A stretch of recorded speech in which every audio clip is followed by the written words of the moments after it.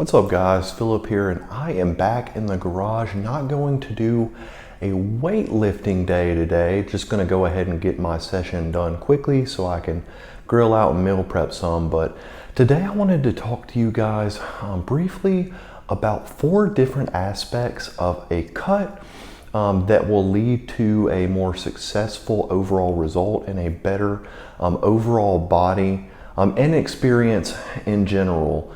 I have been on my own cut here recently, down to about 252 from 268 after a number of, I would say about 2 months. That's kind of approximating, but I felt like going ahead and making this video for anybody who is considering doing their own cut and trying to maintain their strength and their muscle mass while doing it. So if you want to lose some weight and you want puppies like this, then go ahead and watch this video. Okay guys, so the first aspect I want to talk about is the speed at which you lose your weight, okay?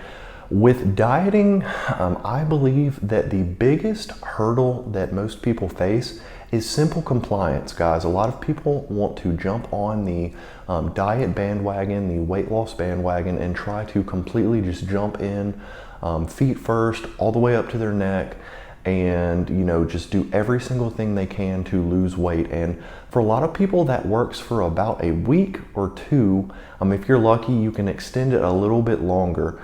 And what happens with that is eventually you are going to face compliance issues, if you will, with your diet.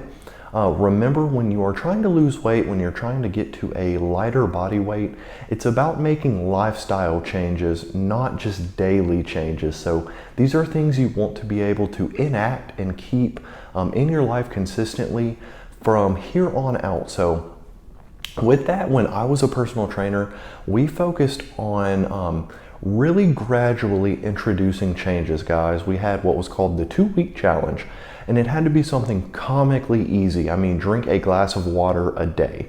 For most people, it needs to be something like that just to get them started. Once you have kind of mastered that, maybe throw something else in. Eat 20 more grams of protein per day. And guys, y'all are probably thinking, well, that's not really going to get me anywhere fast. I need to do something more drastic than that. Well, you can, but you're probably going to give it up and not stick with it and yo-yo, as they call it. How many times have you seen somebody on one of these Biggest Losers or celebrity weight loss shows that lose a lot of weight and then are not able to maintain that weight loss? It's because of that, because they're putting themselves in unrealistic expectations that they can't fulfill day in and day out, so they abandon them after a period of time. So definitely want to make it a gradual change, something you can keep up with, but also make it gradual because you don't want to be in a huge deficit to start out, guys. I have my own story about that. When I was about 22, I worked my way up to about 300 pounds body weight, all in the pursuit of lifting or benching as heavy as I could. I really wanted to hit 4 plates on bench press, 405. And I did, but I was also 304 pounds after that. Well, after I hit that goal, like I do, because I'm an obsessive kind of person, I hard switched to a cut to lose some weight. I, long story short, lost about 60 pounds in 4 months, guys. And I did that by basically going from the dirtiest of bulks to the cleanest of cuts, guys. And that was a very bad idea because my strength dropped. It plummeted, guys. I went from benching 315 for 10 to barely doing it for 1 at about 250 pounds, 245 pounds. So similar body weight right now.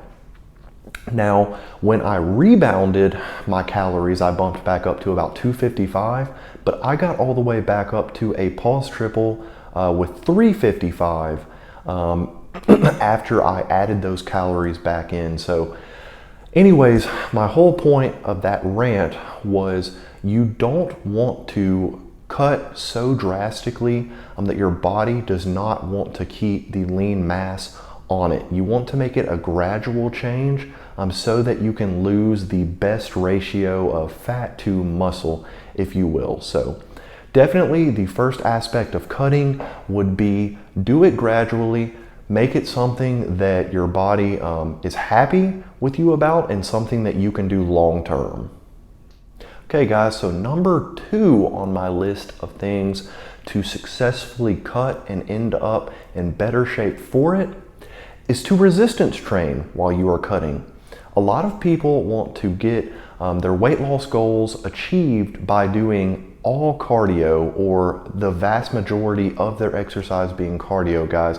But when you're losing weight, if you want to keep lean mass, you have to encourage your body to keep lean mass. Your muscle is much more metabolically expensive than your fat. So give it a reason to keep that. And you do that by still training hard. You have to train hard, obviously be smart about it, but still push yourself, work out hard, get your body to challenge itself so that it has a reason to keep that muscle, guys, while you're cutting.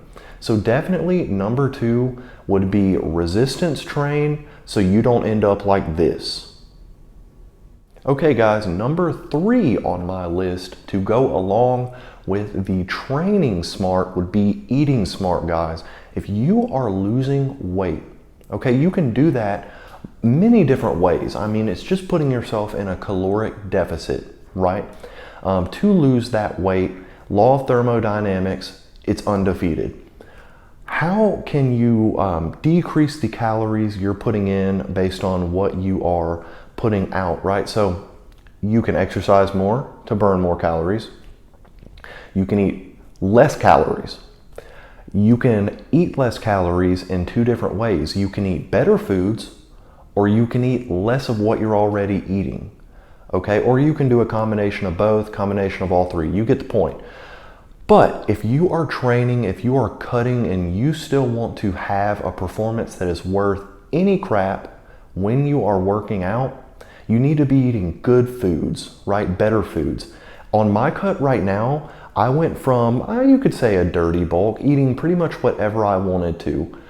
But I also have been eating quite a bit, guys. I've been eating, my protein, my rice for my carbs, and my vegetables. So you're gonna have to work with the macros that are best for you. Everybody responds differently to different macros, but what works well for me is protein and carbs. I work out a lot. I need carbs to fuel my workouts. I also need protein, obviously. I need to stay hydrated, okay? Very important, stay hydrated and eat your veggies, guys. I will put a picture up on the screen of kind of a sample meal of what I've been eating. Guys, it is not a little amount of food. I mean, I'm still eating a lot, but I'm still losing weight because I have chosen better foods. If you choose better foods, but you still keep your intake relatively high, you're gonna give yourself more nutrients and not just starve yourself. And that's going to also influence you to keep that muscle, that lean mass. It's gonna make your workouts better, and that's gonna also help you. So it's a compounding effect.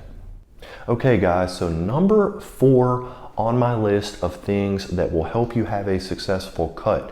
And this is mainly for my weightlifters. My heart goes out to y'all on a cut. I know it's frustrating. You're gonna lose strength regardless. But you gotta stay strong on it. You gotta stay strong. When you start seeing that strength slip a little bit, you've gotta remind yourself, I am in a caloric deficit. I don't have any gas in the gas tank. And that's gonna make these exercises harder, guys.